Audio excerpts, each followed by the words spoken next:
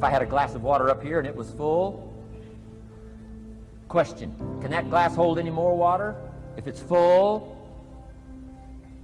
if the glass is full, can it hold any more water? The answer is yes. But for it to hold more, you got to pour out what's already in. That's what I'm asking you to do. If you're full of ideas, if you're full of good things, I'm asking you to pour it out, pour it out, pour it out. Why? I'm telling you, more will be poured in, poured in, poured in. Next, when you do pour out, you become bigger. It's not like a glass that stays the same. Human beings have the ability to grow in consciousness and awareness and capacity. You've got to start to build a habit of being decisive. Successful people, happy people, leaders are decisive people. And I believe somewhere, if there's 100 problems, challenges in life, 85 of them should be decided immediately with not a lot of deliberation, and then certainty and massive action will eliminate that challenge and that problem most of the time. It's the people who procrastinate on the problem or ignore it or think it might go away that gives that problem time to magnify, to fester, to grow, to where now it's become bigger than it needed to be. If you're going to make mistakes in your life, make them fast. Right? If you're going to lose a deal, make them lose the deal fast. If you're not going to make any money on a deal, make sure the deal's quick. I want to suggest that you make up your mind you're going to get in what we call the success zone. It's a way of thinking. 95, 96% of the population are blowing it. If 1% of the population are earning about 95% of all the money, you're not going to get a whole lot of people agree with what you're doing. What I could control was my work ethic. You've heard me speak many times about outworking everybody, but I think that just feels good when we hear it, but most people don't take it seriously. If you think that I have a little bit of success in my life, I can tell you what I attribute it to. Yes, self-confidence, yes, mindset, visualization, goals, all the things I talk about all the time. Listening skills, influence, energy transfer, how to be happier, all of that stuff applies. When you get to winning, for me, it's come down to maxing out. And what maxing out means is you do one more at least than you think you're capable of. So when you're done, whatever you're doing, whether it's at the gym or phone calls or meetings or in sports, one more shot, one more throw, one more swing of the golf club or the baseball bat, the separator is for the winners, they do one more. I'm addicted to one more. And so I want your mantra going forward to be one more. We've got to change ourselves. We've got to build a new image, a picture in our mind. We've got to see ourselves the way we want to be, and then we have to live with it. You go to the gym workout, that's what you do. You build a picture of how you want to see this arm, and you build that picture, and then you build the body. Well, you build the life in your mind. Take your pen and write out how you want to live, and always start by writing, I'm so happy and grateful now that. And the second you write it, you've got it intellectually. The moment you impress it upon your emotional mind, you've got it emotionally. And it's only a period of time till it manifests on the physical plane. Spirit works from a higher to a lower potential. Most people are going to look at you kind of strange. What are you going there for? You went there last month. What are you listening to that for? You listened to that before. What are you reading? What do you read the same book over and over for? They don't understand. And you see, they're advertising their ignorance by the questions they ask. When we get into the success zone, everything in our life starts to change. But understand this, you're going to be a bit of a nut. You're out of the box. You're not one of the masses. And when you get out of the box, your whole world starts to shift. I'd like to ask you to take a look at any place you've got a limitation and ask yourself, when did I decide to accept that limitation? See, most of you in the room, unfortunately, you listen to the media so much, you think everything's good. You think you're fine, okay? Because the media has not exposed the reality on the middle class. They talk about poverty and they talk about the rich people, and they never talk about the people in between. The people in between in this country suffer more than the people in poverty. People in poverty are actually taken care of. People in the middle are completely ignored. I'm talking about the people that make 200 grand a year and live up here and still don't have any money left over. They send their kids to school, they got 2 BMWs, they live in a nice house, they have air conditioned water and heat, right? And there's no money. So they send a little bit of money to a Keo account and they think, okay, we're gonna retire one day. You're gonna be old one day. By the time you get to use that money, you'll be so old you won't want to use it. The only thing that's gonna change anything for you and your family is like, hey man, what am I doing here? Okay? You don't need to go work in another industry. You take the habits you have right now to the restaurant business will fail. Every business is in disruption right now. Everything is changing. You want to go trade Bitcoin? It's going to take a commitment. It's going to take ups and downs. Going to be a bunch of ups and downs in that crypto play. Everybody agree? Okay. You want to go do the real estate game rather than the car game? I'm gonna tell you something right now, man. If you don't bring commitment and discipline and fortitude and persistence to the real estate game, you will get killed in the real estate game. There's no game that you're going to win at that doesn't require a commitment.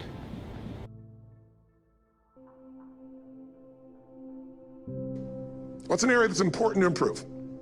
If your body's great, how about your career? If career's great, how about your relationships? Intimate one especially, or your kids, or your relationship with your creator, your spiritual side of your life, or is it your finances? Figure an area that really matters. Decide on that area. Number one, write down what your life is like in that area right now as specifically as possible. So you might say, well, I'm 13.5 pounds overweight, whatever the weight is, whatever the situation is, or my body fat's like this, or I wake up exhausted in the morning, and you write the truth of where you are right now. So you're real clear. Or I'm not in a relationship. I say I want a relationship, but I'm not in one, and I don't seem to find them. All the good ones seem to be gone is my belief. And I really do want one, but I don't have it. Whatever your definition, or I'm in a relationship, and God, I wish I wasn't in a relationship. I'm planning my escape, wherever you are. Or I have a wonderful relationship, we love each other, but there just isn't enough passion. Just write the truth of where you are. The area you want to change, but write how it is. And then the second step is, this is where you gotta be really honest with yourself. What are the rituals that have put me there? Because whatever results you're getting, even if you don't like the results, there's some rituals that are keeping you in that place. There's some rituals of what you eat or don't eat, how you move or don't move, how you sleep or don't sleep. There's some rituals in the lack of variety or spice or energy or focus in an area. There's something you're doing, and it's usually not one thing, it's a bunch of little things that you kind of do consistently whenever you think about getting in a relationship, whenever you think about working out, whenever you think about money. You get yourself in a state of overwhelm. You start thinking about all the things you can't control. Just write down all the rituals you have, and then here's the third step. What do you want? What's your vision? And be really specific. I want to be my fighting weight. I want to be the strongest I've ever felt. I'm going to turn my, whatever it is, be specific. And then, last step, number 4, what are the rituals that'll get you there?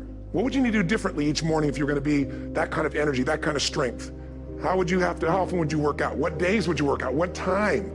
A ritual is something you do consistently, usually at a specific time, so it becomes automatic. Let me tell you something. Willpower doesn't last, but rituals can last a lifetime. I bet you have some rituals in your life right now you've been doing for years, even though some of them don't serve you. I'm just saying, wake yourself up.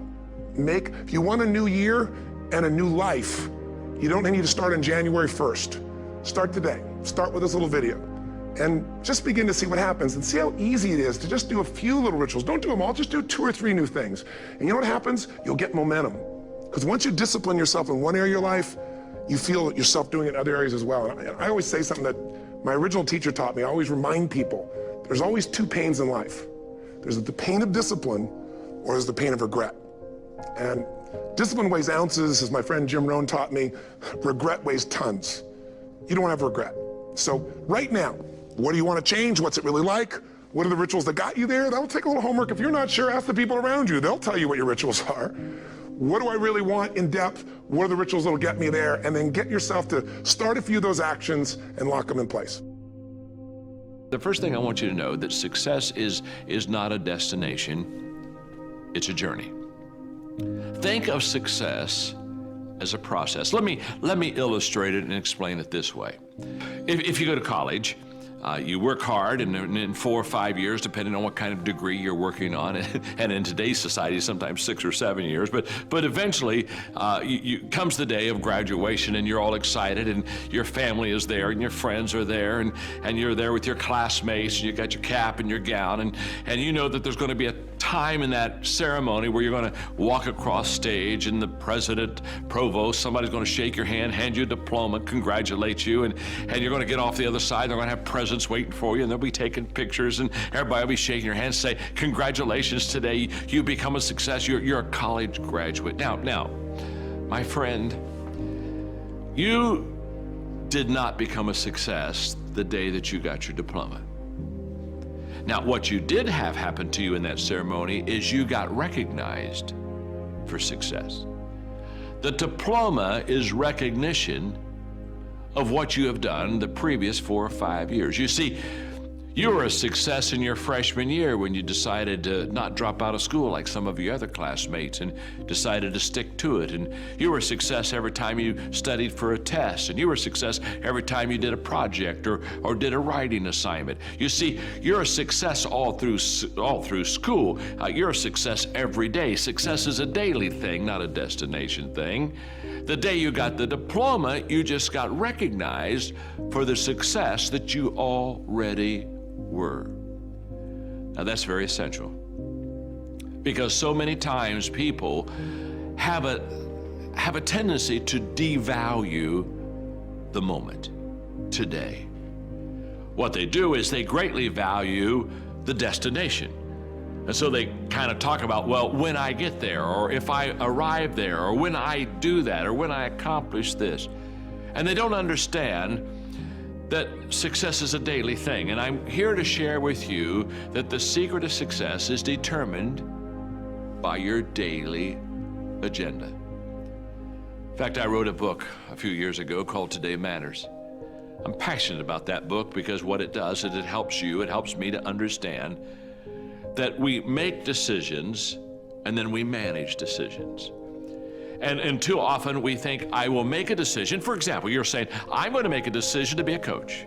Or I'm going to make a decision, you know what, I'm going to make a decision to be a public speaker. I want to be a communicator. Well, congratulations. You've made a wonderful decision. Coach, speaking, good decisions.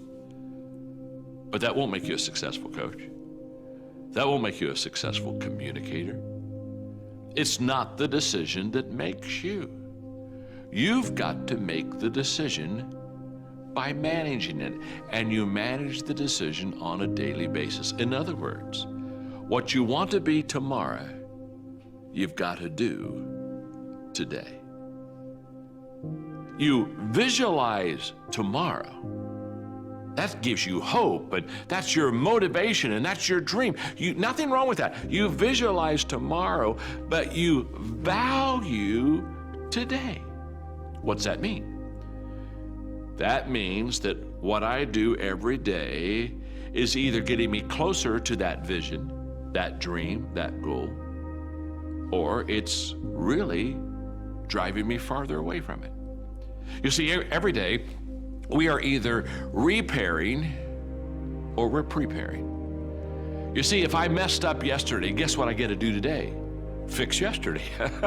In other words, if I didn't do the right thing yesterday, what I got to do today is I've got to repair. I've got to go back, make amends, backtrack, put the car in reverse, put my life in reverse. I've got to go back there. I've got to repair. Now, every day I spend repairing, I'm not spending preparing. Well, you see, we repair when we fail to manage the decisions that we've made. We prepare when we, on a daily basis, manage the decisions that we've made. So your footprints to success are really footprints of success.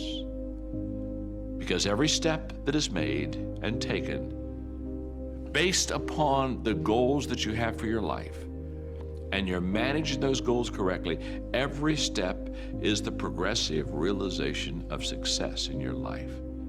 And by the way, you'll get the diploma, you'll get the certificate, but when you get that, you didn't arrive.